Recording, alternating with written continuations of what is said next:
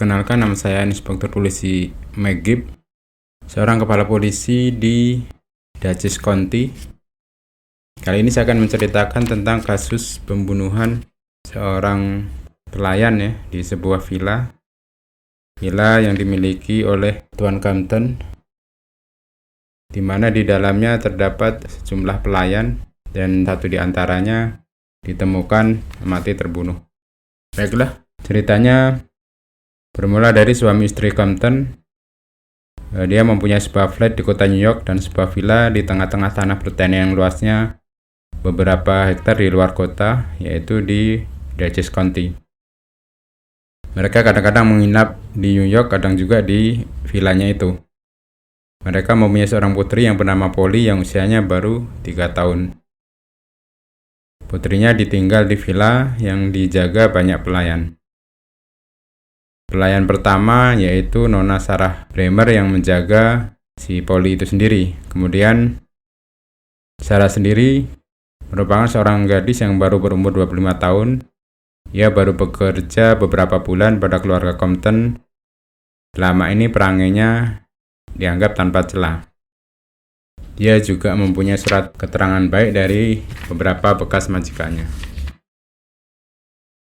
Pegawai lain di villa itu bekerjanya jauh lebih lama.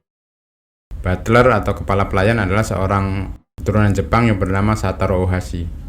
Ada juga Alice yang bekerja sebagai koki dan Mari, seorang pelayan.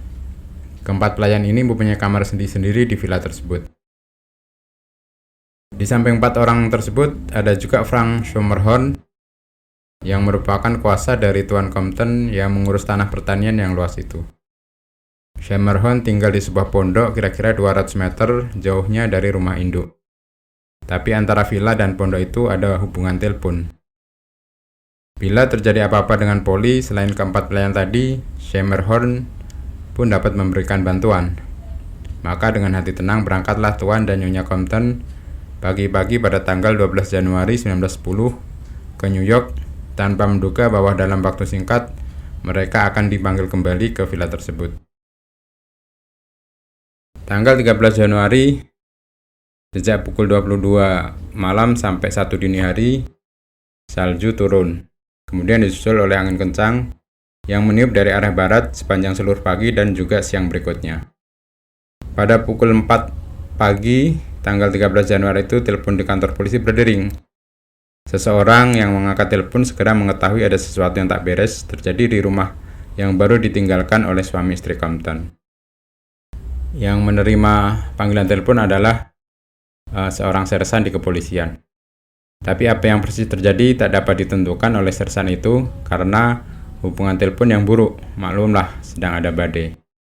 Tapi diketahui yang menelpon adalah Frank Schermerhorn. Sersan itu kemudian menghubungi saya selaku atasannya, juga Sheriff Townsend, Jaksa Mac, dan Dr. Andrews. Karena mobil kami mogok di jalan, maka baru pukul 7 rombongan tiba di Villa Compton. Sementara itu dokter lain, yaitu Dr. Mackenzie yang dipanggil oleh Schermerhorn, telah datang lebih dulu. Pada saat rombongan kami tiba, Dr. Mackenzie baru keluar dari gudang, disusul oleh Schermerhorn dan seorang berkulit kuning dan berkacamata, yaitu Satoru Ohashi.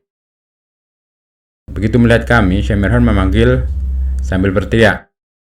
Akan tetapi teriakan itu tak terdengar sebab angin bertiup dari barat ke timur, dari jurusan tamu itu ke arah gudang. Baru ketika berdiri di hadapan rombongan, keterangan Schermerhorn tertangkap oleh kami. Mula-mula kami kira penculikan serta perampokan, lalu kami temukan dia ini dalam keadaan mati. Menurut Dr. Mackenzie, ia mati dicekik. Siapa yang ditemukan mati? Tanya Jaksa Mac. Ia tahu bahwa keluarga Compton mempunyai seorang anak perempuan. Anak tuan rumah kah? Bukan si anak, tapi penjaganya, Sarah Bremer. Kini ia di gudang, di atas loteng di mana rumput kering disimpan. Rupanya pembunuhnya hendak menyembunyikannya. Di bawah tuntunan Schermerhorn, rombongan memasuki gudang dan menaiki tangga untuk menengok mayat Sarah di loteng. Bagi Schermerhorn yang usianya masih di bawah 30 tahun, menaiki tangga itu tidaklah sulit. Meskipun Satoru Ohashi sudah berusia 50 tahun, ia pun dengan gesit dapat memanjat tangga itu. Beberapa di antara mereka terengah-engah sampai di loteng. Di sana tergeletaklah mayat Sarah seperti sedang tidur saja. Tapi kalau diperiksa dengan teliti, tampak sedikit darah pada bibirnya, tanda matang biru di sekitar lehernya, dan tanda cemong di pipinya. Baik menurut Dr. Mackenzie maupun Dr. Andrews, korban ini meninggal kira-kira pukul 2.30. Sarah mati di rumah induk lalu dibawa ke gudang. Yang mengherankan kedua dokter itu ialah adanya cemong di pipi Sarah. Teranglah cemong itu disebabkan oleh jelaga, tapi bagaimana pipinya bisa ternodai secara demikian? Teka-teki ini tidak dapat segera dijawab. Dari Schermerhorn, saya mendapat keterangan sebagai berikut. Malam itu, ia sampai jauh malam tidak tidur karena menunggu anjingnya melahirkan buat pertama kali. Pukul 1 timbul angin kencang. Kira-kira 1,5 jam kemudian, Schermerhorn mendengar suara tirai kayu di depan rumahnya terbanting-banting. Lalu ia keluar untuk mengikat tirai itu. Ketika itulah terdengar suara jeritan dari jendela sebelah barat rumah induk. Karena ia tahu bahwa di tingkat kedua tempat Polly tidur, maka ia pergi berdiri di bawah jendela itu. Lalu terdengar suara Sarah dan seorang laki-laki. Saya kira Sarah sedang mempunyai tamu pria. Siapa itu tentu bukanlah urusan saya. Maka saya kembali ke pondok lalu tidur. Kira-kira pukul 3.30 telepon berbunyi, yang menelpon Mary, si pelayan. Isi pembicaraannya mengenai Sarah. Buru-buru saya ke rumah induk dan menemukan Mary, Sataro, dan Alice, si koki dalam keadaan panik. Kata mereka ada pencuri memasuki rumah dan Sarah tak diketahui di mana. Lalu saya telepon kantor polisi. Waktu itu sudah pukul 4.00. Akhirnya kami temukan Sarah di gudang. Kami panggil Dr. Mackenzie, kemudian datang rombongan tuan. Demikian tutur Schermerhorn kepada saya. Semua orang kembali ke rumah induk, tetapi saya dan Schermerhorn pergi ke pondok Schermerhorn karena saya ingin menelpon perusahaan yang menangani penguburan. Saya sengaja menelpon dari pondok Schermerhorn agar Polly tidak mengetahui bahwa pengasuhnya telah mati. Di dalam pondok nampak anjing betina dengan 4 anaknya yang baru lahir. Belum selesai, kata Schermerhorn sambil meraba perut anjing itu. Sebuah lampu tempel menyala di atas meja, minyaknya sudah hampir habis. Karena cuaca sudah terang, Schermerhorn mematikan lampu yang menyala itu. Selesai menelpon, saya mengajak Schermerhorn ke rumah induk. Angin barat masih bertiup dan kencangnya ke punggung kami. Di rumah induk itu, Jack Semek mulai mendengar keterangan mereka satu persatu. Inilah cerita Mary, si pelayan. Setelah Tuan dan Nyonya Compton meninggalkan rumah, sepanjang hari tidak terjadi sesuatu yang luar biasa. Malam itu kami makan bersama, kemudian Sataro Ohashi ke dapur untuk menambah batu bara yang diperlukan alat pemanas rumah. Lalu kami semua pergi tidur. Alice, Sataro, dan saya pergi ke kamar sebelah timur dari rumah, sedangkan kamar tidur Sarah dan keluarga Compton letaknya di sebelah barat. Ketika saya pergi tidur, kata Mary, saya biarkan pintu kamar saya terbuka supaya udara tetap segar. Saya terjaga kira-kira pukul 3.30 dan melihat sorotan lampu senter di gang. Saya meloncat dari ranjang dan di hadapan saya berdiri seorang laki-laki. Lampu senternya menyilaukan mata saya. Maka saya tak dapat mengatakan dia itu siapa. Saya berteriak. Lalu terdengar pintu belakang terbanting. Saya masuk ke kamar Alice dan meloncat ke tempat tidurnya. Kami berdua ketakutan. Ketika sudah lebih berani, kami berdua ke kamar Sataro mengetuk pintu kamarnya. Seperti biasanya, pintu kamarnya tertutup. Rupanya ia tidur nyenyak sekali. Lama sekali kami mengetuk baru ia membuka pintu. Setelah mendengar cerita kami, ia segera mengatakan kita harus menyelamatkan dahulu Nona Polly. Bertiga mereka ke kamar Polly. Ia sedang tidur, tetapi ranjang Sarah kosong. Selimutnya tak keruan. Di bantal kepalanya ada darah segar. Pada saat itu, Sataro menengok keluar jendela sebelah barat dan melihat sorotan senter ke arah gudang. Alice dan Mary pun ke jendela tapi tak melihat apa-apa. Alice menggendong Polly dan semua lalu ke kamar tidur keluarga Compton. Lemari terbuka, peti intan permata Nyonya Compton hilang. Di tingkat bawah, di kamar makan, lemarinya pun terbongkar. Sejumlah perabot makan dari perak hilang. Mary lantas menelpon Frank Schermerhorn. Setelah menunggu sebentar terdengar suaranya. Ia segera meninggalkan pondoknya menuju rumah induk. Sementara itu, Alice, Mary, dan Sataro Ohashi mencari di seluruh rumah, tetapi tidak menemukan Sarah. Yang ditemukan hanya sejumlah darah lagi, yaitu di muka pintu depan rumah. Suatu tanda bahwa mungkin Sarah setelah dibunuh dikeluarkan dari rumah melalui pintu depan. Baru kemudian Sarah ditemukan di gudang. Penemuan ini akibat saran Sataro Ohashi yang seperti dikatakan tadi, melihat sorotan lampu senter ke arah gudang. Demikian penuturan Mary. Kemudian Alice, sang koki, Sataro, dan Shemerhon diperiksa oleh jaksa, akan tetapi mereka tak dapat menambah keterangan sesuatu yang berarti. Tak seorang pun dapat mengatakan siapakah pria yang suaranya terdengar oleh Shemerhon pada kira-kira pukul 2.30 pagi itu. Mereka pun tidak dapat mengatakan apakah Sarah mempunyai musuh. Selama bekerja pada keluarga Compton, Sarah tak pernah menerima tamu. Jaksa Mac dan saya memeriksa seluruh rumah dan di kamar Sarah ditemukan cemong di pantat Sarah, yang sejenis dengan yang ada di pipi Sarah. Di kamar Alice dan Mary tak ditemukan sesuatu yang luar biasa. Hanya di kamar Sataro Ohashi perhatian kami tertambat oleh suatu potret kuno yang melukiskan sejumlah akrobat Jepang dan di bawahnya terdapat catatan berikut. Keluarga Ohashi, akrobat berani mati. Salah satu yang ada di potret itu mirip sekali dengan Sataro. Rupanya pelayan keluarga Compton ini di masa mudanya pernah menjadi anggota akrobat sirkus. Jaksa Mac dan saya memandang keluar jendela kamar Sataro. Dari kamar itu mudah sekali tiba di atap dapur. Dari bagian bawah atap itu sampai ke tanah jaraknya hanya kira-kira 3 meter. Ada pula saluran air hujan yang kuat. Mark berbisik kepada saya, orang yang gesit apalagi yang sudah terlatih seperti pemain akrobat, dengan mudah dapat memanjat dan dari atap ini masuk ke jendela. Mark setuju dengan pendapat ini. Itulah mungkin sebabnya mengapa Mary harus begitu lama mengetuk pintu kamarnya, karena waktu itu ia sedang memanjat saluran air hujan ini. Tapi semua ini baru dugaan dan sangkaan saja. Jaksa lalu menelpon Tuan dan Nyonya Compton di New York, dan saya memeriksa lemari dan koper milik Sarah. Saya menemukan sesuatu. Dari surat-surat Sarah ternyata bahwa ia belum menikah. Ia sudah bersuami, hanya hidup terpisah tetapi tidak bercerai. Suaminya kadang-kadang masih menulis surat. Ia tinggal di Dutchess Country juga, hanya 10 km jauhnya. Diakah yang semalam kedengaran suaranya oleh Shemerhon dari kamar Sarah? Atas pertanyaan saya, baik Mary, Alice maupun Sataro mengatakan tak tahu bahwa Sarah sudah bersuami. Frank Shemerhon tak sempat ditanyai pendapatnya karena sementara itu ia sudah kembali ke pondoknya. Mungkin anjingnya telah melahirkan lagi. Periksa punya periksa, ternyata hari sudah siang. Baik Mac maupun saya belum sarapan.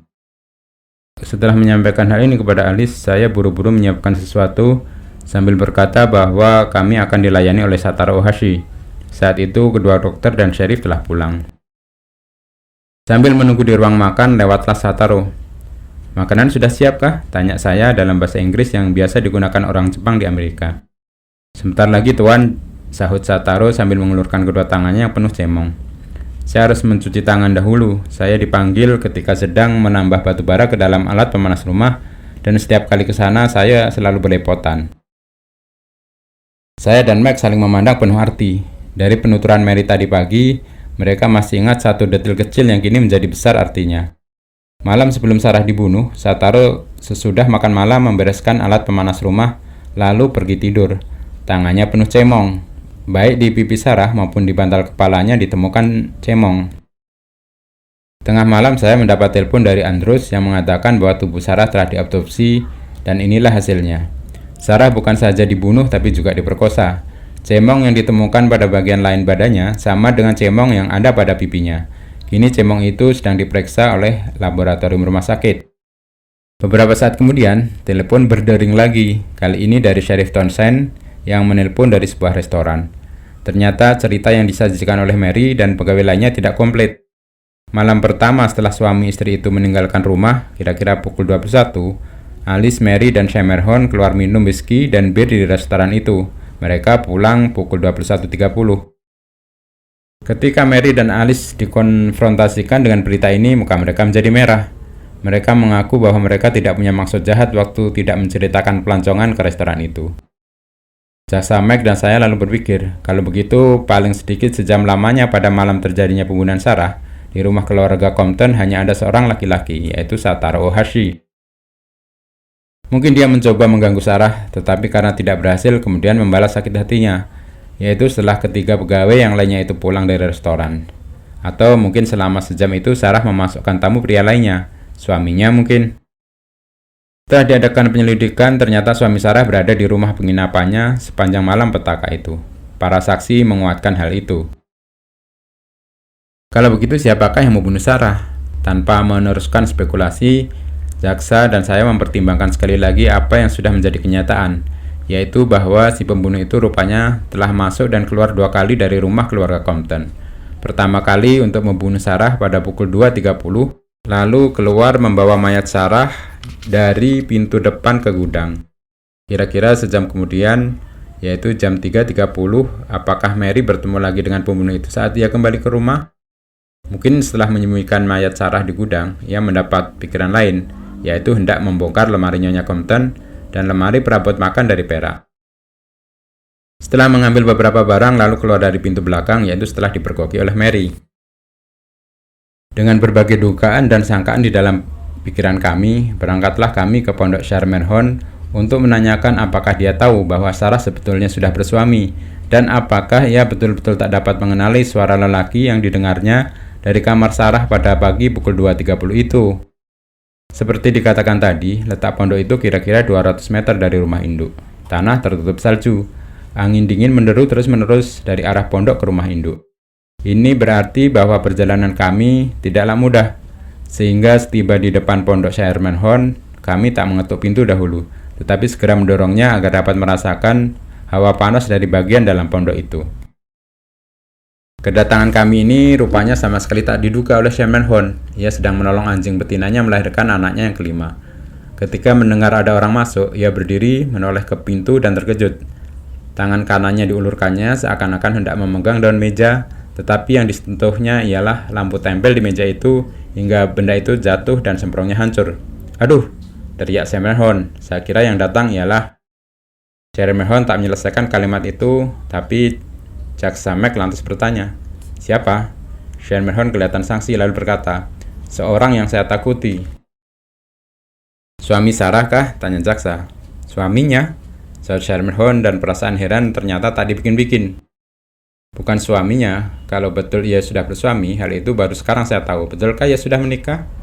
Jaksa tak menghiraukan pertanyaan ini tapi berkata terus, "Frank, tadi kau katakan kau takut pada seseorang. Terangkan kepada kami siapa dia itu." Frank Shermerhon mengerutkan keningnya dan dengan segan-segan menyebut nama Shataro Ohashi.